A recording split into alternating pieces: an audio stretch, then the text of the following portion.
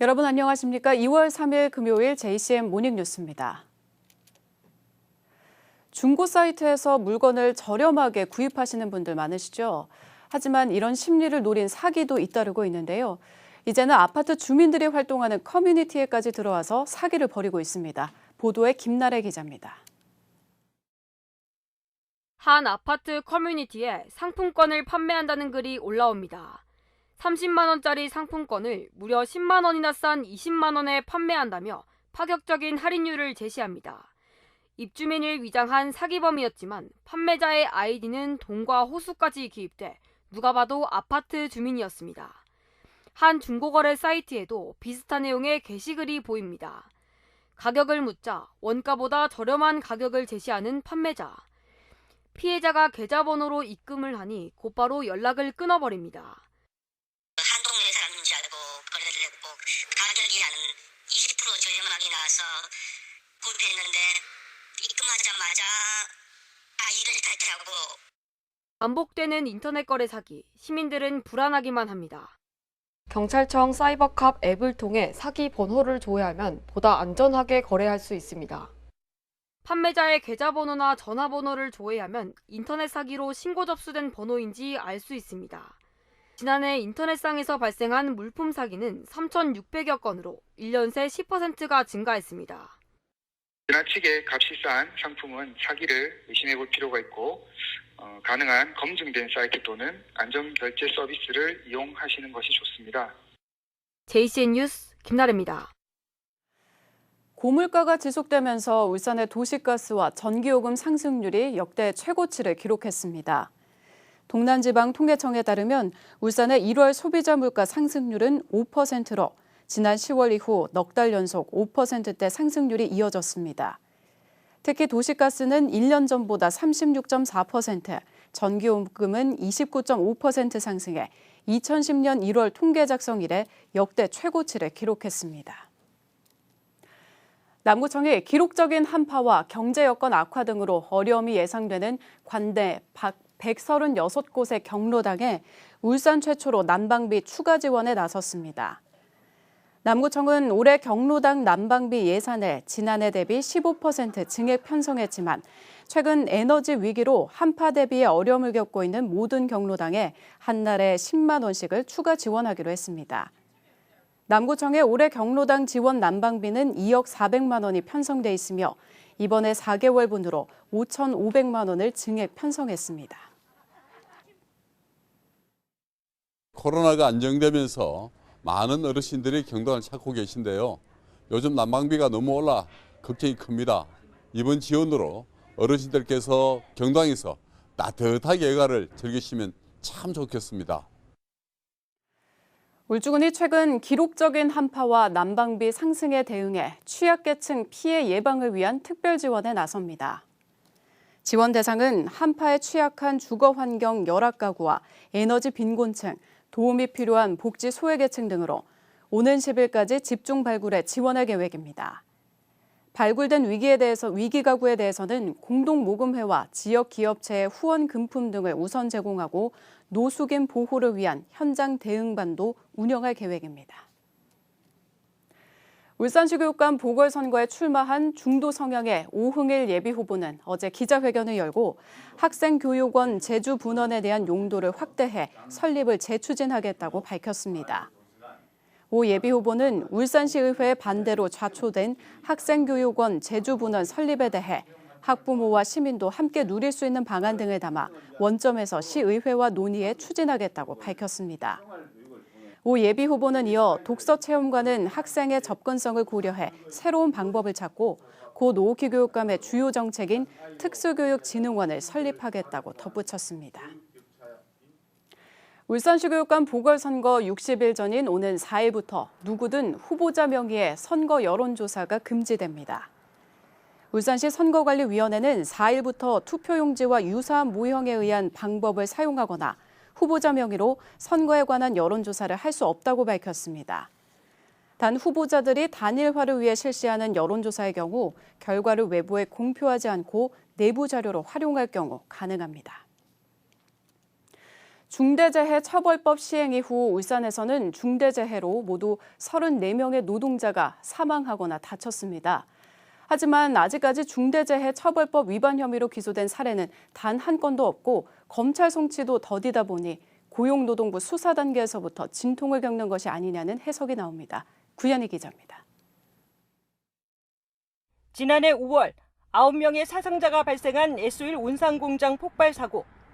고용노동부는 최근 S-오일 온산공장 본부장 등 원하청 관계자 3명에게 산업안전보건법 위반 혐의를 적용해 기소 의견으로 검찰에 송치했습니다. 사고가 발생한 지 8개월여 만입니다. 앞서 경찰도 업무상 과실치사상 등의 혐의로 S-오일 본부장 등 원하청 관계자 16명을 검찰에 송치했습니다. 남은 건 중대재해처벌법 위반 혐의. 역시나 고용노동부가 수사 중인데 아직까지 결론을 내지 못하고 있습니다. 어렵고 복잡한 수사라 신중할 수밖에 없다는 입장입니다. 법에 대해서 적용해야 하는 사실관계라든지 법 위반 사항에 대한 추가적으로 확인해야 될 사항이든지 적용할 때 신중하고 좀 더 꼼꼼하게 봐야 되지 않을까. 다른 중대재해 사건들도 마찬가지. 9명의 사상자를 낸 SK 지오센트릭 등 중대재해처벌법이 시행된 이후 울산에서만 15건의 중대재해가 발생했습니다. 이 중 25명의 사상자를 낸 7건이 중대재해처벌법 적용 대상인데 검찰에 송치된 건 단 한 건뿐. 이마저도 중소기업입니다. 중대재해처벌법 수사가 이렇게 해를 넘기면서 실제 처벌까지는 먼 얘기가 되고 있습니다. JCN 뉴스 구현입니다. 지난해 동남권 수출이 8년 만에 최대치를 기록했습니다. BNK 경제연구원이 발표한 올해 동남권 수출 전망 연구 보고서에 따르면 지난해 동남권 수출은 전년 대비 9.5% 증가한 1,428억 달러를 기록했으며 2014년 이후 8년 만에 가장 높은 실적을 보였습니다. 다만 지난해 하반기 이후 본격화된 경기 둔화로 수출 활력은 약화되는 모습을 보이면서 올해 동남권 수출은 전년 대비 1.5% 증가하는 수준에 그칠 것으로 전망됐습니다. 울산의 미분양 주택이 10년 만에 최대치를 기록했습니다. 국토교통부에 따르면 지난달 울산의 미분양 주택은 3,570가구로 10년 전인 2012년 12월 3,659가구를 기록한 이후 가장 많았습니다. 지난달 울산의 주택 매매 거래량도 545건에 그쳐 전년 동월 대비 53.8%나 감소했습니다. 울산대학교 오연천 총장이 3연임에 성공했습니다. 울산공업학원은 어제 이사회를 열고 울산대학교 제12대 총장에 현 오연천 총장을 다시 선임했습니다. 오 총장은 2015년 취임했으며 이번에 12대 총장으로 다시 연임돼 2027년 2월까지 임기를 수행하게 됩니다. 울산공업학원은 오 총장이 어려운 여건 속에 대학 구조조정과 재정 건실화를 주도하는 등 대학 불확실성 해소에 노력을 기울여 왔다며 재선임 이유를 밝혔습니다. 울산시교육청이 유치원과 초중등 교장과 교감, 교육 전문 직원과 교사 등 1,865명에 대해 3월 1일자 정기 인사를 단행했습니다. 이번 인사에서 한상철 효정고등학교 교장이 교육국장에 임명됐고 박현미 중등교육과장이 울산학생교육원장으로 자리를 옮겼습니다.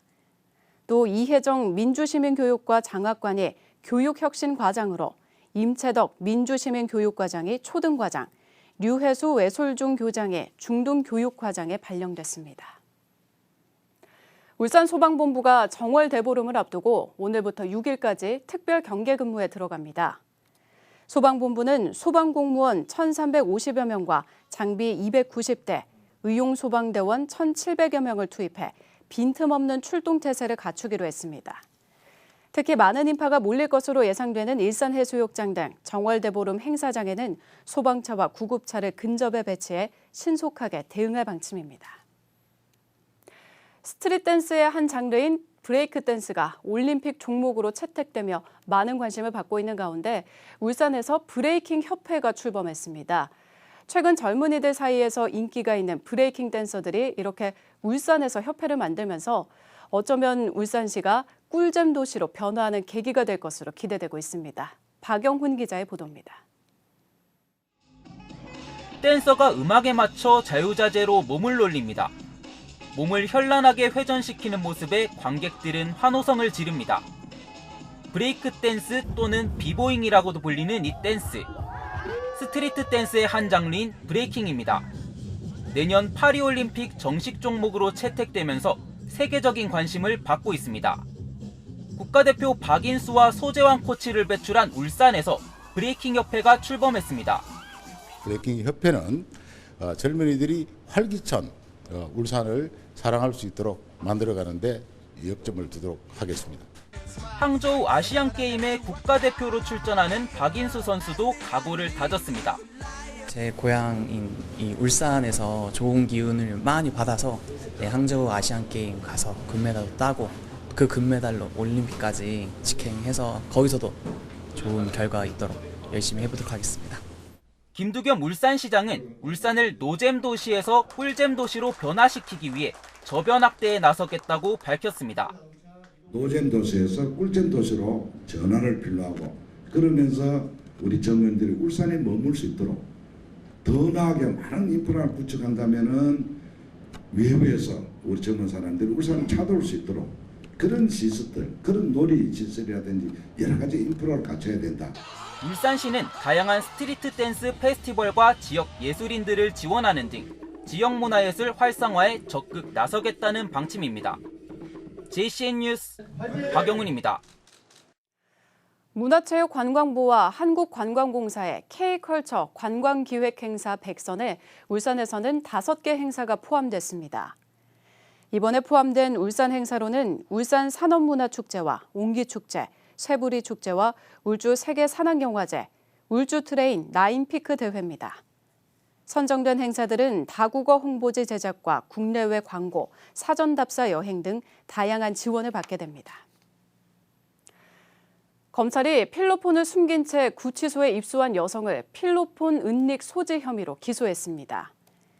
울산지법 형사 5부는 지난해 말 필로폰 상습 투약 혐의로 구속된 여성이 필로폰을 몰래 숨겨 입수한 사실을 교도관이 뒤늦게 확인해 지난달 31일 추가 기소했다고 밝혔습니다.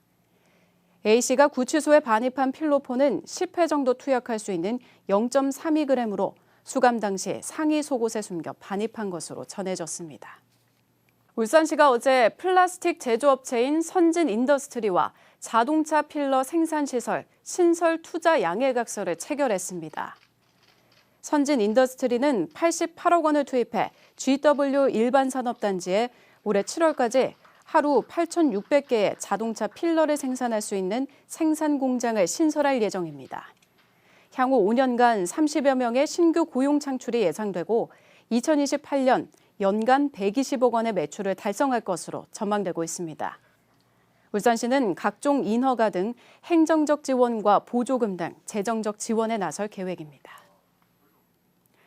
울산시가 체류관광 활성화 일환으로 이달 말까지 울산 관광택시와 울산도시 관광버스 탑승객들에게 여행용품 꾸러미를 기념품으로 제공하기로 했습니다. 또 도시관광버스의 가족주제 코스의 운행일에 기존 수요일에서 일요일로 변경해 많은 가족 관광객들이 이용할 수 있도록 하기로 했습니다. 울산시는 실내 마스크 착용 의무 해제로 일상 회복이 본격화되면서 관광 수요가 급증할 것으로 예상된다고 밝혔습니다. JCN 모닝뉴스를 마칩니다. 함께해 주신 여러분 고맙습니다.